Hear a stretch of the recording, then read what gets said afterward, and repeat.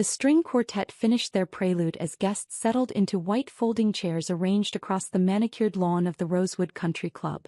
My cousin David's wedding was everything he'd dreamed of, elegant, expensive, and designed to showcase the success he'd built in event planning. The late afternoon sun cast golden light across the ceremony space, where 200 guests had gathered to celebrate David and his fiancée Rebecca's perfect day. I sat in the back row wearing a simple black suit from Target, watching my family navigate the social hierarchy that had defined our gatherings for decades. At 32, David had built a thriving event planning business, specializing in high-end weddings and corporate functions. He'd been featured in Southern Living magazine twice, had a waiting list of clients, and never missed an opportunity to remind everyone how far he'd come from our working-class roots in rural Tennessee. Growing up, David and I had been inseparable. We'd spent summers at our grandmother's house in Nashville, sharing dreams of escaping small-town limitations and making something of ourselves. While other kids played sports or video games, we'd huddle around Grammy's old radio, analyzing every song, debating production choices and imagining our names in album credits. David eventually channeled that creative energy into event planning, while I had chosen a different path entirely. The ceremony was flawless. Rebecca looked radiant in her custom Vera Wang gown, David beamed in his Italian tuxedo, and the photographer captured every moment with the precision of someone charging premium rates. The officiant, a family friend who'd known David since high school, spoke about love, commitment, and the journey that had brought two successful professionals together. When they kissed as husband and wife, the crowd erupted in applause, and rose petals fell like snow across the perfectly choreographed scene. During cocktail hour, I nursed a club soda and watched David work the crowd with the confidence of someone who'd found his calling. He moved seamlessly between conversations, discussing vendor recommendations with other wedding guests, sharing business cards with potential clients, networking even at his own reception. This was his world. Luxury events, six-figure budgets, clients who expected perfection and were willing to pay for it. The reception tent was a masterpiece of design, with crystal chandeliers suspended from the ceiling, ivory linens draped across round tables, and centerpieces of white orchids and eucalyptus that probably cost more than most people's monthly rent. David's business partners mingled with Rebecca's colleagues from the law firm, while family members clustered around the bar, catching up on years of accumulated news and gossip. "Alex." David's voice boomed across the patio as he approached with Rebecca still glowing in her wedding dress. "Glad you could make it, cuz." We embraced and I could smell the expensive cologne he'd started wearing since his business took off.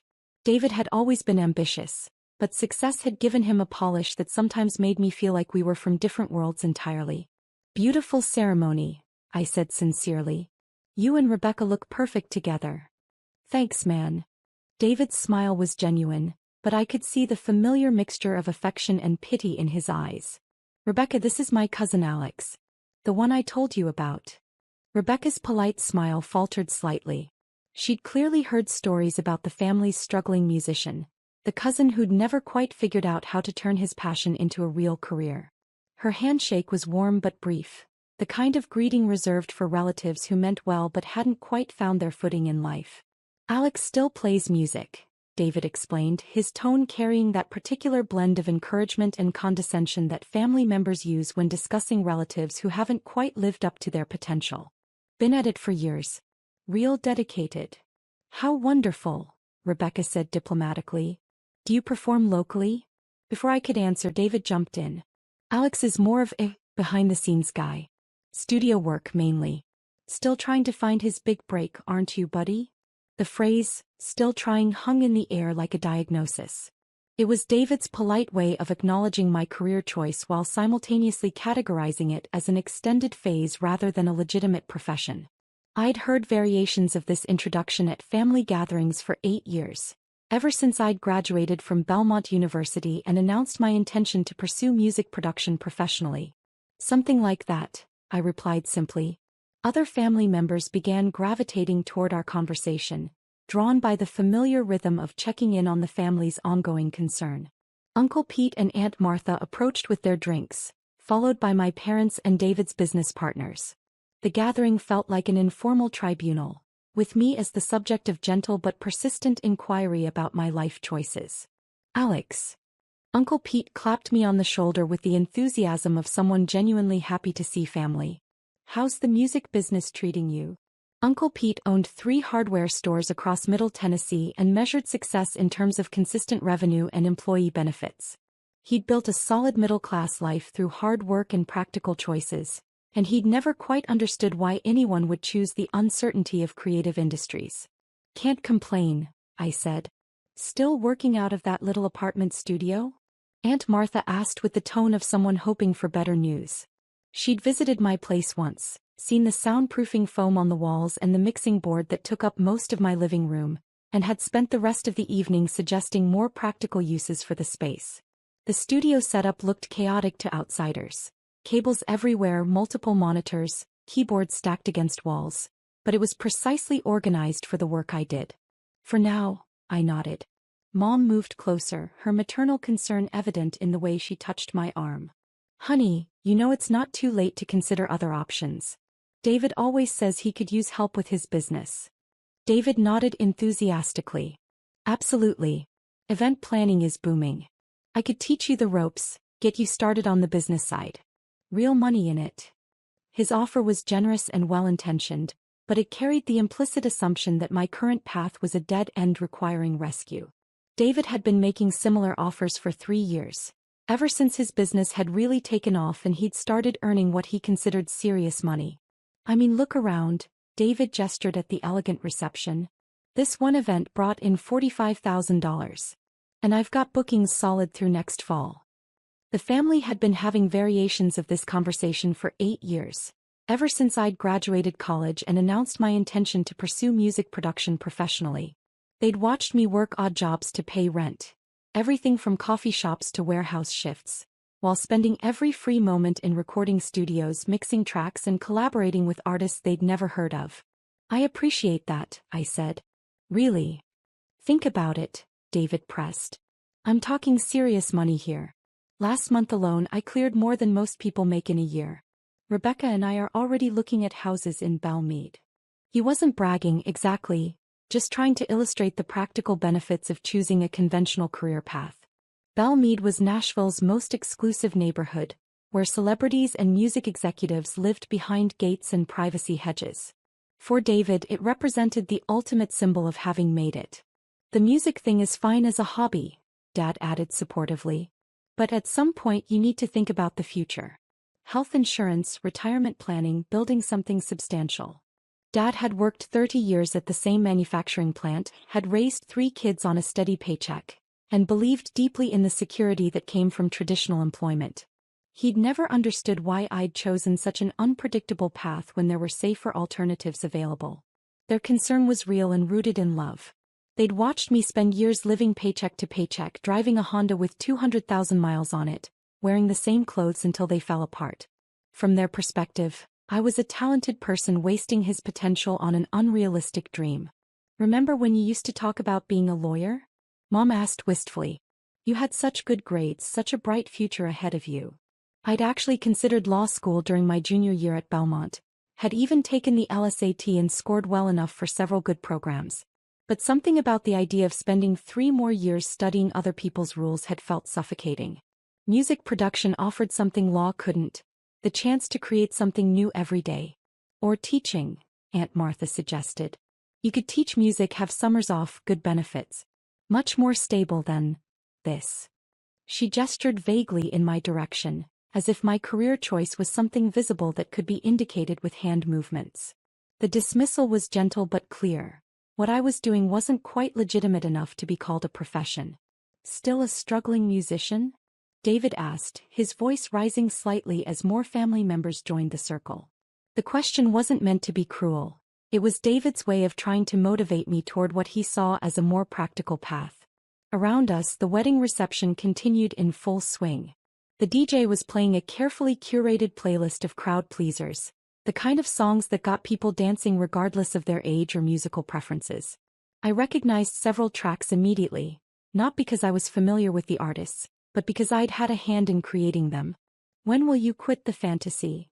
David continued, his tone carrying the frustration of someone who'd spent years watching a loved one make what seemed like poor choices. The question drew attention from nearby guests. Other successful professionals who'd built conventional careers and couldn't quite understand why someone would persist in an industry known for crushing dreams and financial instability. Rebecca's law firm colleagues exchanged glances, while David's business partners looked sympathetic but puzzled. I looked around the circle of concerned faces. Family members who loved me, successful people who'd found traditional paths to prosperity, individuals who genuinely wanted what was best for me but couldn't comprehend why I'd chosen such an uncertain route. Their success was visible and quantifiable. David's thriving business, Uncle Pete's expanding store chain, Rebecca's partnership track at a prestigious firm. My work remained invisible to them, hidden behind studio walls and anonymous credits. Maybe soon, I smiled, keeping my voice calm and non-committal. The response seemed to satisfy them, suggesting that I was finally coming to my senses about the impracticality of pursuing music as a career. David nodded approvingly, while Mom looked relieved that I might finally be ready to consider more stable alternatives. "That's what I like to hear," Uncle Pete said, raising his bourbon. "Sometimes it takes time to realize what's really important." "Experience is the best teacher," Dad added philosophically. "Alex has always had to learn things the hard way." The conversation continued around me as family members shared stories of career changes, friends who'd found success in unexpected fields, and opportunities available for someone willing to apply their talents in more practical directions. The underlying message was consistent. It wasn't too late to choose a realistic path. David's phone buzzed in his pocket, but he ignored it, focused on what he clearly saw as an important family intervention. This was his wedding day, but he was still taking time to address what everyone considered my ongoing life crisis. "The thing is," David continued, "talent is great, but you need to be strategic about how you use it. Look at what I've built. I took my creative skills and channeled them into something that actually pays the bills." He gestured toward the reception tent, where guests were enjoying dinner under those crystal chandeliers. The event represented everything David valued: visible success, satisfied clients, measurable profit, social recognition. It was impressive by any standard, and he'd built it from nothing through hard work and smart business decisions. "Plus, there's room for creativity in event planning," Rebecca added supportively. "David designs amazing experiences for people. It's still artistic work, just more practical." More phones began buzzing around the circle. Rebecca pulled hers out first, frowning at the screen, then Uncle Pete, then several of David's business partners. The synchronized notification sound was distinctive, the kind that suggested breaking news or viral content spreading across social media. "What's going on?" Rebecca asked, staring at her screen with confusion. David's phone continued buzzing insistently. He finally pulled it out, his expression shifting from annoyance to bewilderment as he read whatever had appeared on his screen. The color drained from his face as he scrolled through what appeared to be a news article. This can't be right," he muttered. "What can't be right?" Mom asked, her maternal instincts immediately alert to potential family crisis. David looked up from his phone, then back down, then up again, as if the screen might reveal different information upon repeated viewing. "There's a Billboard article, it says." He trailed off, apparently unable to process what he was reading. Around us, more phones were buzzing as the same alert reached other wedding guests. The DJ in the reception tent seemed to have received the same notification, because the music stopped abruptly mid-song. Then the Billboard alert: mystery producer behind 20 platinum albums revealed. David read aloud, his voice barely above a whisper. The music from the reception tent had stopped completely now. David's DJ stopped the music, as the notification apparently reached him as well, and he was presumably reading the same article that had stunned everyone else. A hush fell over the cocktail gathering as phones continued buzzing throughout the crowd. Guests throughout the reception were reading the same alert, their expressions shifting from confusion to amazement as they absorbed the news. Conversations at other tables had stopped, replaced by the glow of phone screens and hushed voices reading aloud to each other. "This can't be right," David repeated, his voice stronger now but still filled with disbelief. It says the producer behind some of the biggest hits of the last decade has been working under the name Rivers. And it shows." He held up his phone, displaying what appeared to be a professional headshot. My professional headshot, though I couldn't remember when it had been taken. The photo showed me in a recording studio, wearing headphones and sitting at a mixing board much more sophisticated than the one in my apartment. Alex Rivers. That's you. That's your name. The circle of family members stood frozen, trying to process information that didn't match their understanding of my career situation. Around us, other wedding guests were reading the same story, their voices rising in excitement and disbelief as they realized they were in the presence of someone whose work had apparently shaped popular music for years. According to this, Uncle Pete said slowly, reading from his own phone, Rivers has produced 20 platinum albums, worked with, Jesus, these are some of the biggest names in music. He began listing artists, his voice growing fainter with each name. These weren't obscure indie musicians or local Nashville acts. These were international superstars, Grammy winners, artists whose songs dominated radio playlists and streaming services worldwide. Mom's hands were shaking as she held her phone. Says he's worth. Alex, this says you're worth $57 million. The number hung in the air like a physical presence. Rebecca nearly dropped her bouquet, while David's business partners, who had been politely listening to the family discussion about my career prospects, suddenly looked at me with entirely different expressions. The article mentions specific albums. Aunt Martha read, her voice barely above a whisper. Songs that have been #1 on Billboard for weeks. Collaborative projects with artists who've won Grammys. Multiple Grammys, Dad corrected, his own phone now open to the same story. It says Rivers has been credited on recordings that have won 8 Grammy Awards over the past 5 years. David was scrolling frantically through his phone, cross-referencing the information with other sources. Rolling Stone has a feature story. So does Variety. Billboard is calling it, the producer who changed everything while staying invisible.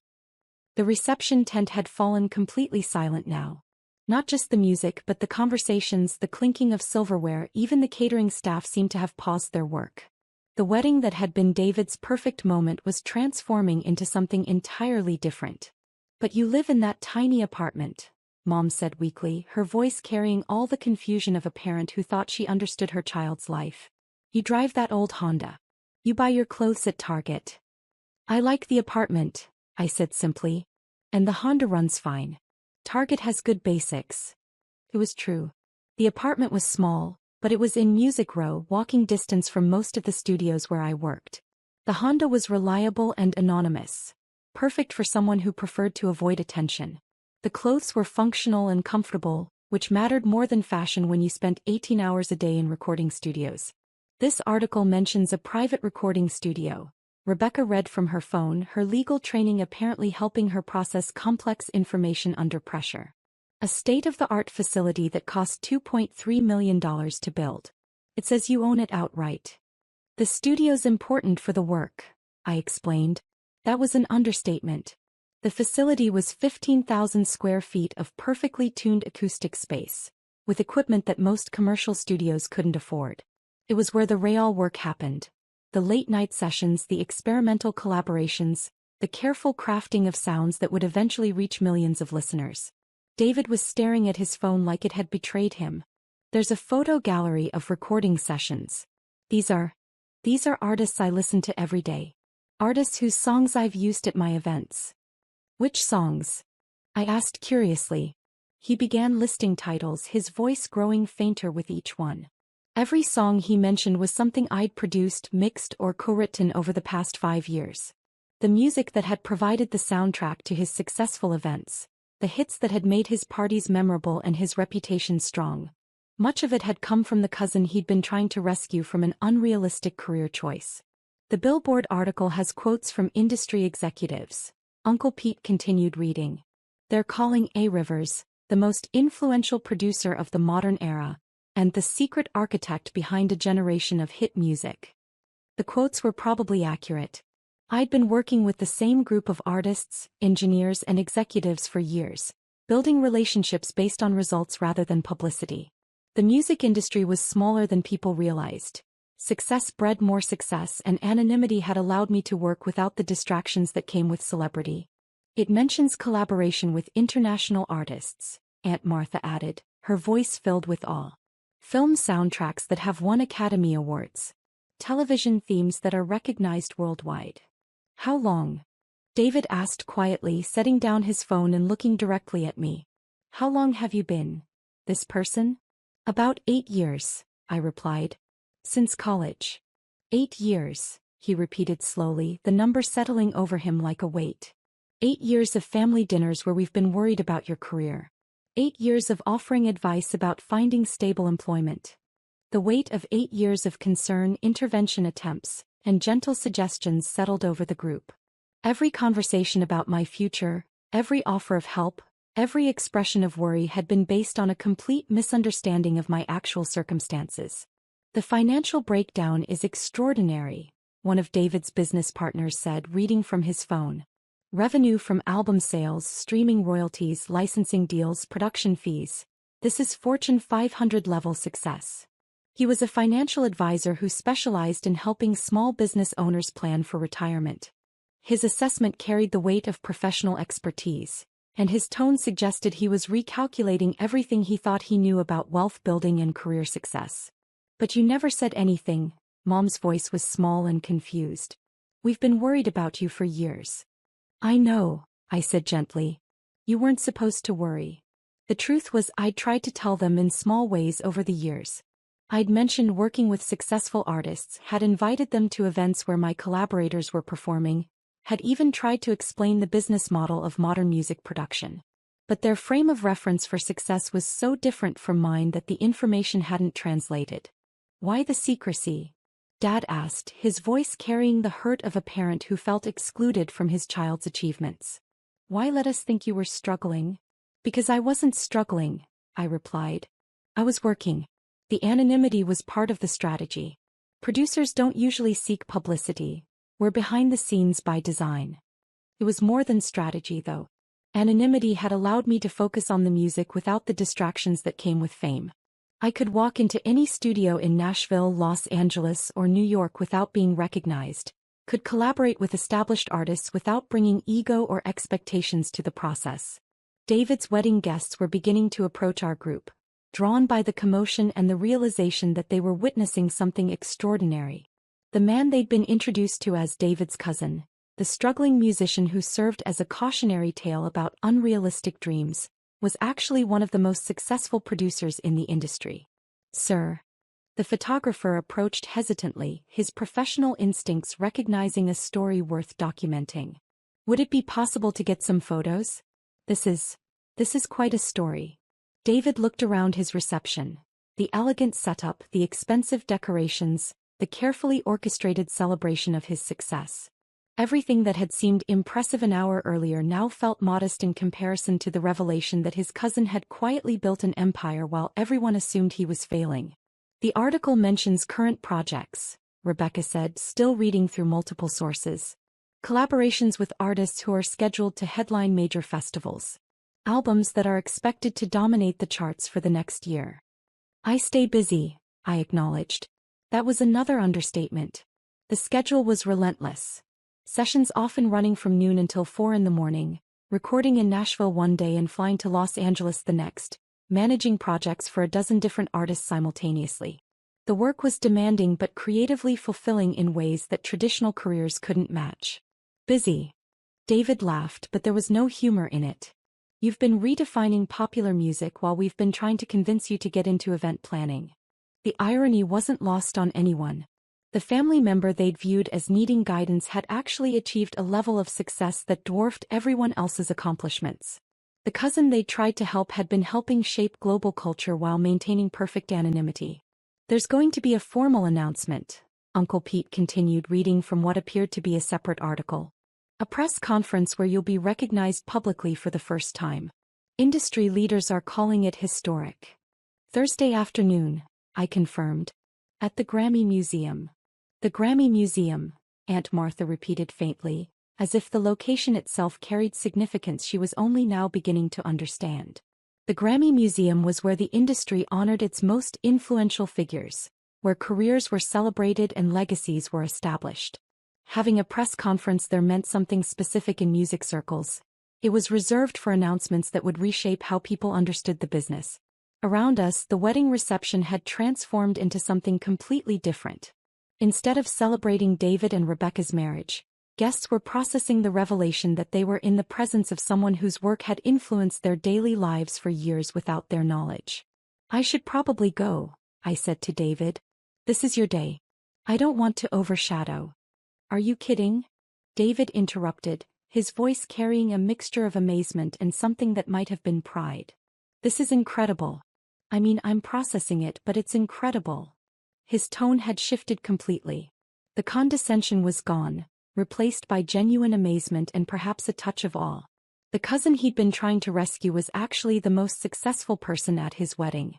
"The article mentions your next project," Rebecca said, still scrolling through her phone with the focused attention of someone trained to analyze complex information.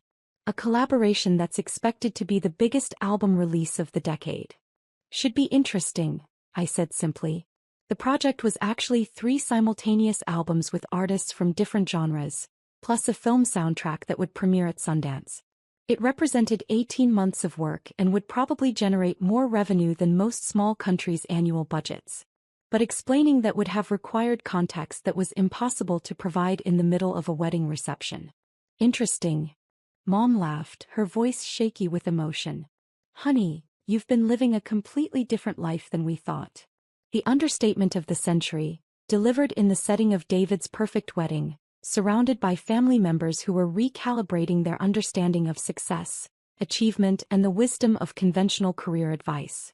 David's DJ had resumed playing music, but at a lower volume, acknowledging that the evening had taken an unexpected turn. The playlist, I noticed, included several songs I'd produced, hits that had become wedding staples without anyone knowing their connection to the family's supposedly struggling musician. "I have so many questions," David said, his earlier confidence replaced by curiosity and what might have been respect. "How does it work? How do you create all this without anyone knowing?" "Long hours," I replied. "Good collaborators. Staying focused on the music rather than the publicity." It was an oversimplification, but the real answer would have taken hours to explain. The business model of modern music production was complex, involving multiple revenue streams, international licensing agreements, and collaborative relationships that spanned continents.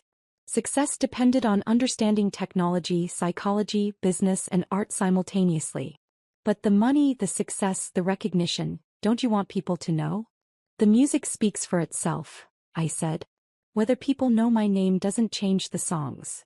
It was a philosophy that had guided 8 years of career decisions, 8 years of choosing artistic integrity over public recognition, 8 years of building something substantial while everyone assumed I was chasing an impossible dream. "Thursday's announcement will change that," Rebecca observed, her legal mind already processing the implications of public recognition. "Probably," I agreed. "But the work stays the same." The work was what mattered. The late nights perfecting a vocal arrangement, the technical precision required to layer instruments without losing clarity, the collaborative process of helping artists find sounds they didn't know they were looking for. Recognition was nice, but it was secondary to the actual creation. David's wedding would be remembered for many reasons. The beautiful ceremony, the elegant reception, the moment when a family discovered that their assumptions about success needed complete revision. But mostly it would be remembered as the night everyone learned that greatness doesn't always announce itself, and sometimes the person you're trying to help is actually the one changing the world. The photographer was documenting everything now, recognizing that he was capturing something unprecedented, the moment when a family's understanding of achievement was permanently altered by a Billboard notification. These photos would probably end up in magazines themselves, illustrating the human interest story of how success can hide in plain sight. As the evening continued, phones buzzed with interview requests from music journalists, congratulations from industry colleagues I'd worked with over the years, and social media notifications as the story spread across entertainment news. The reception that had been designed to celebrate David's success had become the backdrop for a revelation that redefined everyone's understanding of what success actually looked like. David raised his champagne glass as the sun set over the country club, casting long shadows across the manicured grounds. "To family," he said, his voice carrying new respect and perhaps a touch of humility. "And to never assuming you know the whole story." The toast was heartfelt, acknowledging both the celebration of his marriage and the discovery that the cousin he'd been trying to save had actually been the most accomplished person in the room all along. As the reception continued into the evening, I found myself surrounded by family members who were seeing me with completely new eyes. The struggling musician had become the mystery producer, the family concern had become the family success story, and the person they'd tried to help had revealed himself to be someone whose achievements made their own accomplishments seem modest by comparison. David's perfect wedding had become something even more memorable. The night his family learned that success comes in many forms, and sometimes the most extraordinary achievements happen in complete silence, recognized only by the millions of people who sing along without knowing who created the music that shapes their lives. The reception finally wound down near midnight, guests departing with stories they'd be telling for years. David and Rebecca left for their honeymoon in Italy, but not before David pulled me aside for a private conversation that lasted nearly an hour. He wanted to understand everything: the business model, the creative process, the decision to remain anonymous for so long. "I owe you an apology," he said finally. "No," I replied. "You owe me nothing. You were being a good cousin trying to help with what you thought was a problem. But I was wrong about everything. You were working with the information you had. That's all any of us can do." David's wedding night ended with him realizing that his cousin's quiet confidence over the years hadn't been delusion or stubbornness, but the calm certainty of someone who knew exactly what he was building, even when no one else could see it. The Billboard story would run for a week, followed by features in Rolling Stone, Variety, and every major music publication. The Grammy Museum press conference would draw industry executives from around the world, finally putting a face to the name that had appeared in album credits for nearly a decade. But the real story had happened that evening at David's wedding, the moment when a family discovered that their idea of success, achievement, and practical career choices needed complete revision, and when the person they'd spent years trying to save revealed himself to be the one who had actually been succeeding beyond their wildest imagination.